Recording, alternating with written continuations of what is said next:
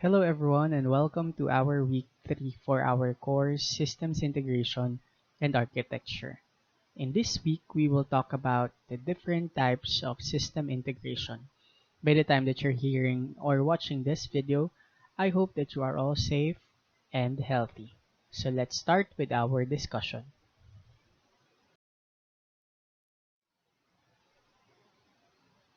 At the information and service levels, system integration connects information systems. In the previous lesson, we defined system integration as the act of linking several subsystems or components into a cohesive bigger system that functions as a whole. Now, information sharing is facilitated via system integration. System integration allows you to do business in real time, meaning when systems are fully integrated with one another, operations become seamless, efficient, and optimized. We integrate so that information systems are able to communicate with one another effortlessly. System integration encompasses both technical and strategic values. In the previous lesson, we also talked about the virtual and the machine components of systems in which we integrate so that we can fully achieve the goal of integrating all of these systems. Electronic marketplaces, supply chain enablement, web visibility, and customer relationship managements are activities that require integrated solutions. Now, application integration success and usefulness are determined by how well the issue domain is understood. Take a look at the word there. It becomes successful and useful if we are able to determine the issue domain and we understand it properly, the type of architecture used, and the technology used. For this lesson, here are our objectives. First, identify the different approaches to system integration and understand how information-oriented, business process integration-oriented, service-oriented, and portal-oriented approach of integration differs. There are four approaches to system integration. First, we have information-oriented. Second, business process integration-oriented. Third, service-oriented. And lastly, the portal-oriented. We will discuss each approach in the following slides. The convergence of two or more systems by permitting easy data flow across applications is known as information-oriented, a system integration approach. When we say convergence, we mean as the act of moving towards uniformity or union. Some of its sample activities are connecting databases, dealing with basic data transfer between two or more applications, and migrating data from source database to destination database. As shown in the figure, you see there application A transfers or transmit data to application B in conformance to the principles of information-oriented approach. In information-oriented, moving data across systems, for example, may necessitate changes to both the content and the schema on the fly. As shown in the figure, when data are transferred from one application, like application A, to application B, it may happen that the contents, in our case, the format for the name, the birth date, and the sex, as well as the schema may change as data is being transferred. You see there, the format from the application A of the name starts with the last name and then the first name. But moving across integration server, it may become first name and last name. As well as in the birth date, it has format following month, date, and year all in numeric format. but as it goes along with the integration server, it may change into month in letter or the month name form, the date and the year. And in terms of the sex, from application A where it only contains letter like F or M, as it goes to the integration server, it may change into the full term of the sex like female or male. In information-oriented integration approaches, we have these concepts called coupling and cohesion. Coupling connects application in such a way that they are reliant on one another, exchanging methods, interfaces, and sometimes data. Well, coupling is the indication of the relationship between modules. It shows the relative interdependence among the modules. And coupling is the degree to which a component or a module is connected to the other modules. That's why we call that coupling. Coupling necessitates significant application modifications. It needs application modification. Modification in the source or target system need changes in connected systems as well. Take a look at the sentence there. The modifications in the source or the target system need changes in connected systems as well. Reusability is enabled via coupling. So the concept of reusability is very much evident in coupling, allowing the reuse of basic business procedures. So that is the concept we call coupling. On the other hand, we have here cohesion. The term cohesion refers to the act or state of sticking together or logical agreement. Applications and databases are distinct or unique of one another in cohesiveness. Cohesion is the indication of the relationship within modules. In cohesion, it shows the module's relative functional strength, and it is the degree to which the quality to which a component or a module focuses on these simple things. Modifications to the origin or target system should not have a significant effect on others. This is different from the concept of coupling when we have modifications. Integration benefits from cohesion since it allows for more flexibility. It enables the installation, the modification, and the removal of systems without impacting the overall system. So, the term cohesion or the concept of cohesion allows installation, modification, and removal of systems without impacting the overall system. So we see there the difference between coupling and cohesion. In system integration, we have this thing we call information producers and consumers. So in this slide, we will be able to understand who are the information producers and consumers. Now, I want to give you like 15 seconds to think of the different information producers and consumers before we proceed with the actual discussion. So I hope that you're ready and you're listening. So your 15 seconds starts now.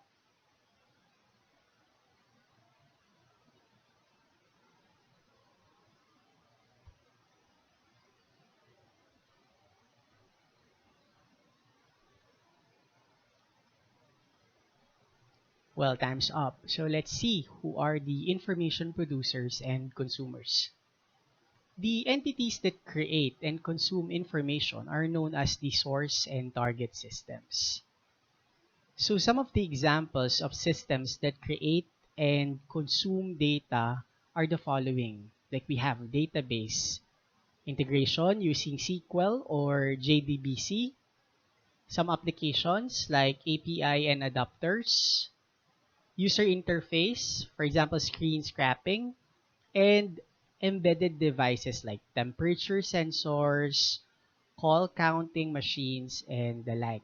So I hope that you have thought of different information producers and consumers. In different systems, we have different sets of information producers as well and different sets of consumers. Now that depends on what type of information producers you thought and what type of information consumers you thought in the 15 seconds activity that we had. Because they are designed to create and consume data, these systems are considered point of integration. Take a look at the words there, point of integration. So we realize that when we create and when we consume data, we are considered point of integration. The different types of databases, applications, UI, and even embedded devices are some of the point of integration. There are steps to approach information integration. First, we have identify the data. Unfortunately, there are no shortcuts to identifying data within an enterprise. All too often, information about the data, both business and technical, is scattered throughout the enterprise or in the business, and of a quality that ranges from somewhat useful to, nah, we don't need this one. The first step in identifying and locating information about the data is to create a list of candidate systems. So, listen, we need to create a list of candidate systems. This list will make it possible to determine which database exists, which database do not exist in support of those candidate systems. The next step requires the determination of who owns the databases, where they are physically located, what are the relevant design information, and such basic information as brand, model, and revision of the database technology. We have here concepts like data dictionary, the data structure, the data latency, and even the security of the data. The next step to approach information integration is cataloging the data. So once the logical and physical characteristics of the database is to be integrated are already understood, it is time to groundwork data cataloging. In the world of application integration, data cataloging is the process of gathering metadata and other data throughout the problem domain. So once this concept or once this process have been accomplished, it is now possible to create an enterprise-wide catalog of all data elements that may exist within the enterprise. So we catalog all the different kinds of data after we identified it in the first step. The resulting catalog then becomes the basis of understanding needed to create the enterprise metadata model for the foundation of the information-oriented architecture or the information integration approach. Now, lastly, we have here build the enterprise metadata model. So this model will be used as master guide for integrating the various information stores that exist within the organization. So once all of the information about the data in the enterprise is contained in the data catalog, it is time to focus on the model. So the difference between the two is sometimes subtle. It is like best to think of the data catalog as the list of the potential solutions to your application integration problem, and to think that the metadata model as the solution. Okay, the other one is the potential solutions, the catalog, and then the metadata model is the list of like the solution. The metadata model defines not only all the data structures existing in the enterprise, but also how those data structures will interact within the application integration solution domain. So I want you to remember these three steps to approach information integration. First, we identify the data. We understand what kind of data, who owns the data. We have processes like data structures there. We have process like reading the data dictionary and listing the data latency and security and the like. Then after we identify the data, we catalog it. We list the potential solutions.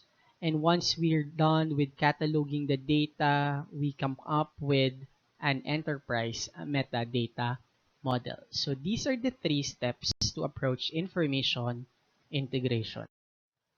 So here are the different ways on how to connect. We have here data replication. So data replication is the practice of creating one or more redundant copies of a database or other data store for the purpose of fault tolerance. So we do data replication for the purpose of fault tolerance. Next, data federation. Data federation is actually a technology that enables two or more databases to appear as one, whether they be on the premises of an organization or in the cloud. And lastly, interface processing. This is the act of applying a process or set of rules to one or more interface-related items or entity to achieve some repeatable and executable outcome or expected outcome or result. So here are the three ways on how to connect. Again, we have data replication, data federation, and interface processing. In data replication, the process of shifting data across two or more databases is known as the data replication. By deploying software between databases, data replication may be performed. Look at the concept there. By deploying software between databases, data replication may be performed. Data is extracted from the source database and placed in the target database by software. So in the previous slide, we defined data replication as the act of creating copies for the purpose of fault tolerance. So we perform data replication by deploying software between databases, and then we extract from the source and then we put it in the target. Data replication has the advantages of being low cost and simple to implement. So when we want to perform fault tolerance, we can perform data replication. Data replication, on the other hand, is not suited for integrating functionalities in application. So that is not applicable or that is not achievable.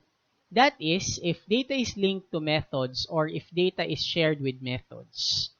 It also necessitates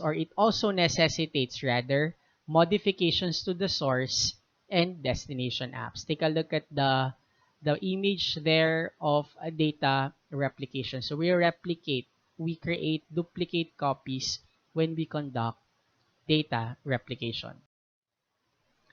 Now in data federation, this is the practice of combining various databases into a single virtual database. That is what we call data federation. In our previous definition, we mean data federation as enabling two or more databases to appear as one. So the program makes use of virtual databases. The data gathering and dissemination to the physical database is handled by integration software. So in the figure, we have their virtual database and we have different kinds of database like DB2, Informix, Oracle, and Sybase. Data federation has the benefit of being able to combine many types of databases. I want you to take a look at the sentence there. It has the benefit of being able to combine many types of databases. In data federation, however, the interface between the application and the database must be altered. Now, in interface processing, Integrating package and bespoke programs is part of interface processing. So ERPs is one example of interface processing. So we have their figure package application, an API, and an application integration engine. This is the most often used method of integration. That is the interface processing. The benefits include easy connection with commercially available applications and the use of screen scrapers as connection points. So when converting information to transfer between systems, application programming interface solutions or API solutions accommodate for variations in schema, in content, and application semantics. However, there is a disadvantage in terms of business logic. Our next approach to system integration is the business process integration oriented. So the purpose of business process integration is to enable integration not just via the sharing of information, but also via the management of that information using simple tools. It is very important that organizations should be able to manage the information properly, and that is why we have this called business process integration oriented. It is concerned with coordinating or controlling the flow of data between source and target application. Coordinating means managing and connecting one area to another or controlling the flow of data from source and target application. It is important that we also control the flow of data because it is in the management or it is in the enterprise wide level management that we need to perform such operation. It also emphasizes process logic while keeping application logic separate. In business process integration oriented, it is described as the application of relevant rules. Take a look at the terms there. Application of relevant rules in a logical sequence to transmit data across participating systems and to visualize and exchange application level operations. We know that in different systems, in different applications, we follow set of processes, we follow set of business rules in order to make the transaction, to make the operation more efficient. It is similar also in this business process integration oriented. We have to follow relevant rules in a logical sequence. It's the capacity to build a common business process model that takes into account the sequence, the hierarchy, the events, the execution logic, and the data flow between systems. Business process integration oriented also is a process to process solutions. The process to process solutions are created by connecting separate processes. So it automates human assisted tasks. When we speak of automation, we transform manual processes into something that is uh, computer aided or human assisted or computer enabled process. An advantage is that it supports information and control logic flow as well as automating duties formerly handled by people. So when we conduct process to process solutions, we take note of the fact that we need to automate, that we need to transform manual processes into something that is computer assisted or computer enabled. On the other hand, it has the drawback. So here's the problem of it. The drawback of focusing solely on process flow and integration. It doesn't focus on user interface. It doesn't care about the user interface, how the user experiences using the system, the process of updating the database, or executing a transaction. These things are not covered by business process integration oriented approach. So take a look at the image in here. We have company A, company B, and company C. In the process integration model, there is this line that connects company A to the process integration model, and same goes with company B and company C. Application integration. It's the capacity to build a common business process model that takes into account the sequence, the hierarchy, the events, the execution logic, and the data flow between systems. So the goal is to create a single logical model that spans several applications and data stores by introducing the concept of a common business process that governs how computers and humans interact to meet a specific business needs.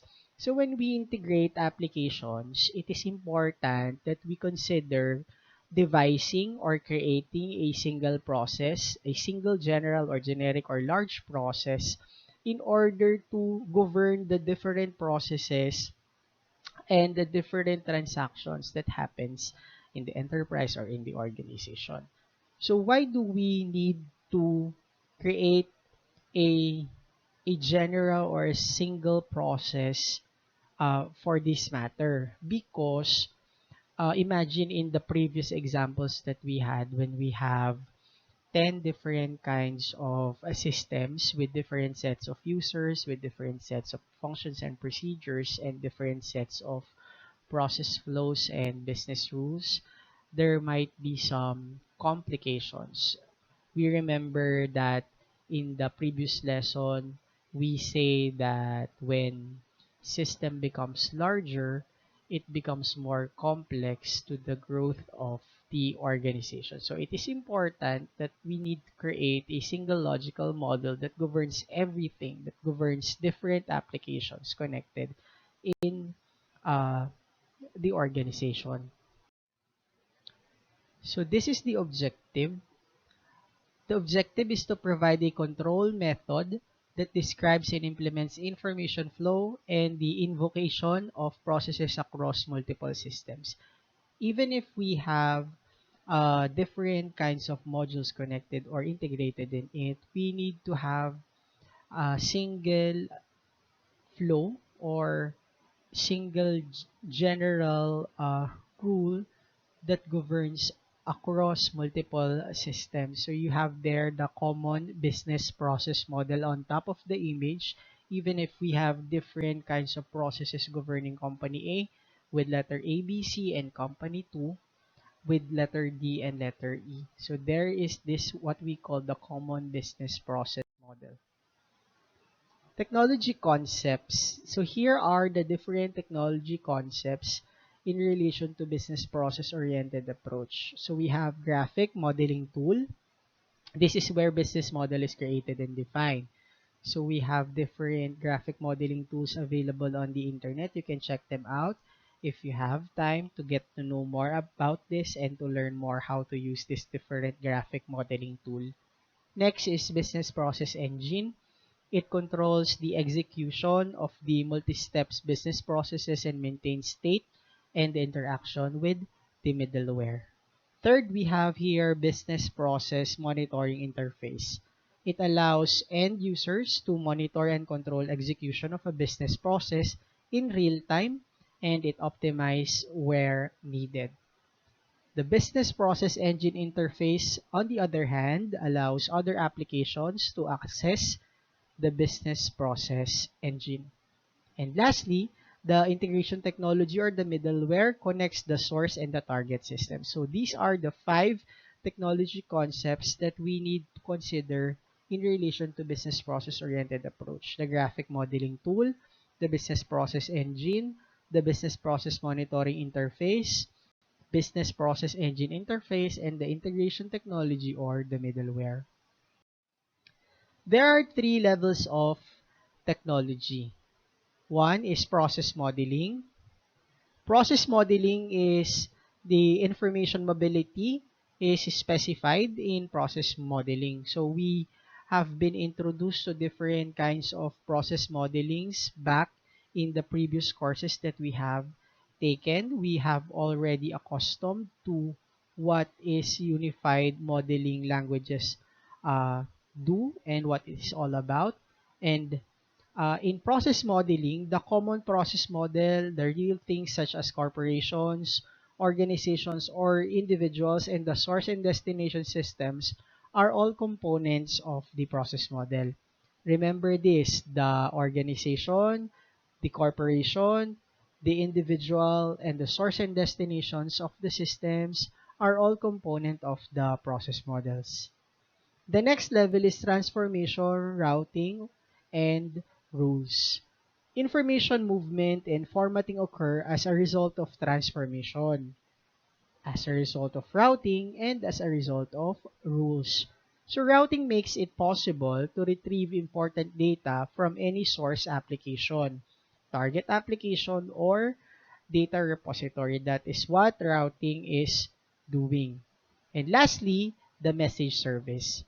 The messaging service is in charge of transferring data across all linked apps.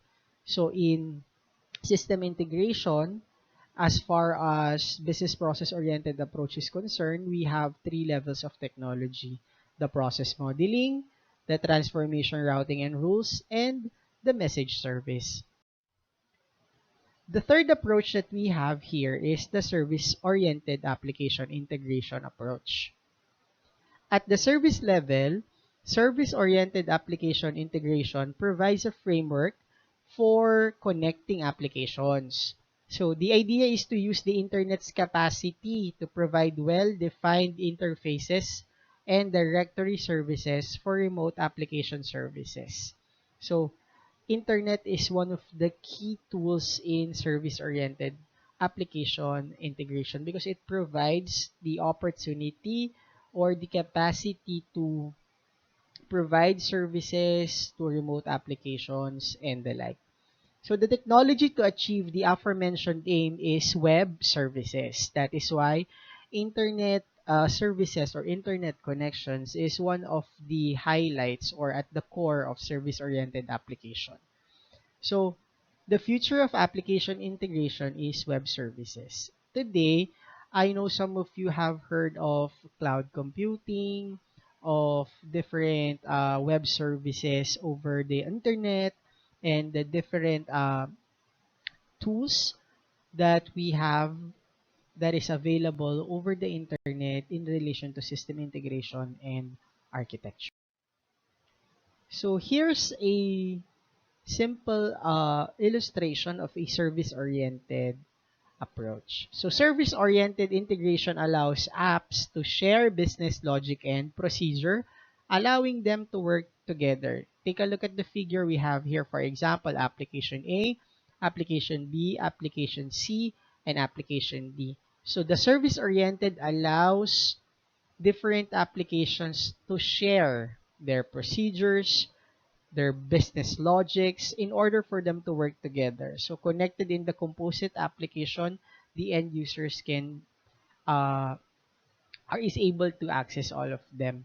So one example of this is the web services. So I hope that you are familiar with some examples like Amazon Web Services available over the internet. Application reusability is enabled by a service-oriented architecture. That is one of the features of a service-oriented, the reusability of application. However, it is necessary to update the application logic and the implementation cost is very much substantial. So the basics of service-oriented application integration includes enterprises can share common application services and information with the help of service-oriented application integration. So web services, distributed objects are the center of the infrastructure. So different enterprises can share their common application services over the web. And the use of a standard set of application services across corporate applications encourages reusability. This decreases the requirement for duplicated application services and or applications dramatically. So, In application service, we have here like accounting system, sales, inventory, and customer relationship. So the user or the application can have an access to all of these using composite application. So subroutines or procedures in applications are known as application services. We call them application services. It must be called in order for something to happen in the application. So remote services that create or consume data are known as application services. So composite applications made up of local and remote application services are created by combining application services. Again, the remote services that creates or consume data are known as the application services. So when to leverage service-oriented integration? So when two or more firms need to share similar program logic such as calculating shipping prices for a common supplier that varies often. So for example, company A needs to calculate also shipping prices to supplier A, and company B needs to do the same to supplier A. They can share a similar program logic because the process of computing or calculating shipping prices to company A may be similar to company B provided that their supplier is just the same. When two or more firms wish to split the expenses and benefits of developing a shared application is when the time that we need to leverage service-oriented integration. And when the issue domain is small and specialized, and when all organizations can work on a common application. So here's some of the reasons when to leverage service-oriented integration. Solutions architecture. So first, we have here event drive. It refers to designs that focuses on data mobility rather than application service aggregation.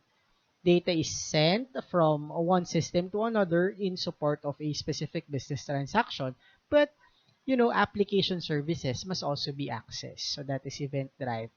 Composite application describes architectures that require application services to be aggregated into a single application instance. And lastly, for solutions architecture, autonomous distributed, this refers to web service architectures that have been so closely interwoven that they seem to be one application. So it looks like these are only one application because uh, the architecture have been so closely interwoven or connected to one another, binding inter and intra-company apps into a single coherent entity. So that is autonomous distributed. And lastly, we have here portal-oriented application integration. So the ability to access a variety of systems, both internal and external corporate systems, through a single user interface or application is provided by portal-oriented application integration. So it is concerned with both internal and external corporate systems. This group is the most likely to use a web browser because this is very portal-oriented. It completely eliminates back-end integration. So here's the step to create portal. First, create a portal application that includes the UI or the user interface as well as the program's behavior. Second, we need to specify which data from the backend system should be exchanged with the portal application. In portal-oriented, it combines programs through a single user interface or application, which is often accessed via a web server. Again, in portal-oriented, this is being accessed via a web browser. It consolidates data from several apps into a single application. That is why we call them portal. There is no back-end connectivity, and ease of usage are some of its advantages. So the browser user interface. On the other hand, there is no such thing as real-time integration because, backend is not there. It's not connected. So the real-time integration is not typically possible when it comes to portal-oriented. So here's an example of a portal-oriented integration. So we have here different databases like DB2 and middleware like SAP, some customer sales system, some customer inventory, and then we have there the portal on the left side. So the power of portals. So the primary benefit of using portal is that it eliminates the need to directly interconnect back-end technologies across organizations or inside corporations. Portal eliminates the costs and hazards that come with it. Using portals is a non-intrusive method of allowing other organizations to connect with the company's internal processes through a secure online interface. So that is the very essence of portals. Other integration techniques take longer to implement than portal. However, there are certain disadvantages such as information does not flow in real time because, as we've mentioned, backend is not connected, necessitating human contact. So there is a need for human contact or human intervention or manipulation. Information must be abstracted through another application logic layer, like the application servers, and security is a major problem when extending company data to consumers over the internet. So when we integrate using portal-oriented integration approach, security is one of the concerns of portals. There are different portal categories. First, we have single system portals. So when we speak of single system portals, these are businesses that have extended their user interfaces to the web. Application servers, page servers, and technologies for converting basic displays to HTML are all options. We also have multiple enterprise system portals. They expand the design of a single system gateway to multiple enterprise systems. So application server in multiple enterprise system portals is used. Users may pull data from the system and update it using a single web browser interface that may be accessible via an extranet. You all know what extranet is all about, and or the internet.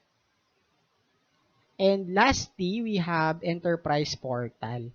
Enterprise portals broaden the scope of a multi-enterprise system portal to include systems from multiple companies. Application servers are a good choice for businesses because they funnel data from connected back-end systems. So these are the categories of portals. We have single system portals, multiple enterprise system portals, and enterprise portals.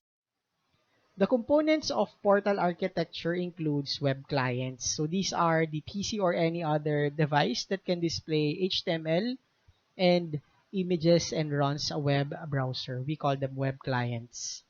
Web servers are at the heart. Web servers are file servers. They reply to web client queries and subsequently transmit the needed file. So web servers fulfill two functions. So these are the two functions of web server. First, they provide file material to web clients, and second, they run basic applications. So that is the responsibility or function of a web server. The database server, on the other hand, respond to requests and return information whenever we need some data on the backend. And backend applications are corporate apps that reside within a single company or across many companies, like an enterprise resource planning system.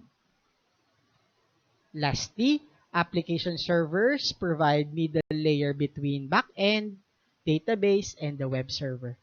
It communicates with both the web server and the resource server using transaction-oriented application development. So these five are the components of portal architecture. Again, we have web client, we have web servers, database servers, backend applications, and application servers. So as we end, let us have a brief review on the different approaches. We have the four types of approaches to system integration. I hope that you can still remember that. We also talked about cohesion and coupling. We also talked about the different categories, the different features, and the different essential informations that you need to know about the approaches to system integration. So by the time that you finish this video, I hope that you at least learn something from our discussion. Again, please keep safe all the time. Thank you for taking time watching the video and keep safe. Bye-bye.